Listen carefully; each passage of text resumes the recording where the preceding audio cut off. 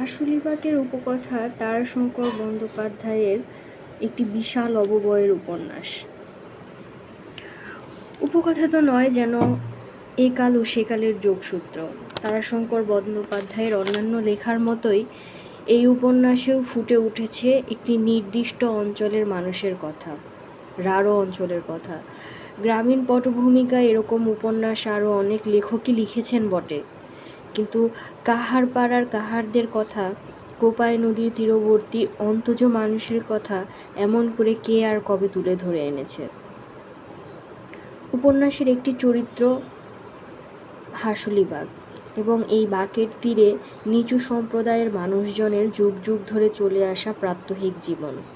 দিন যায়, রাত আসে, ইতিহাস ও কালের সাক্ষী হয়ে থাকে এই হাসুলিবাগ। বনোয়ারি কাহারপাড়ার মাতব্বর, প্রাচীনপন্থী। হাসুলিবাগের যত পুরনো আচার লৌকিকতা সবই যেন তার হাত ধরেই কোপাই নদীর মতো প্রবাহিত হয়ে চলেছে। আরও আছে সুচাঁদ, যেন ইতিহাসের জ্বলন্ত উদাহরণ। তার গল্পকথনে জানা যায় হাসুলিবাগের নানা গাথা। কবে, কোথায়, কিভাবে হাসুলিবাগে কাহারপাড়ায় গোড়াপত্তন। সুচাঁদ যেন তার কথক। সুচাঁদের মেয়ে বসন বলেই সে পরিচিত। সে বনোয়ারিরই সমসাময়িক। কাহারপাড়ায় চিরায়ত কাহিনীর মতোই তার জীবন। একেই নিচু জাত, তার উপর অভাব। বাকিটা স্বভাবের কারণেই হয়তো এখানকার মেয়েদের এত দুর্নাম। যদিও হাসুলিবাগের গলায় আংটার মতো জুড়ে থাকে,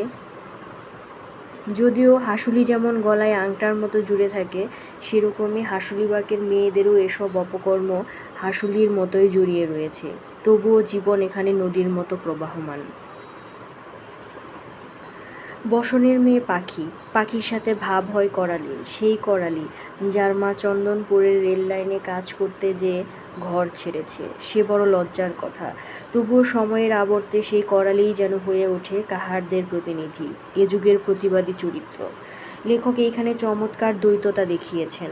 করালি এবং বনোয়ারি পাশাপাশি যেন এই কাল এবং সে কালকে তুলে ধরে।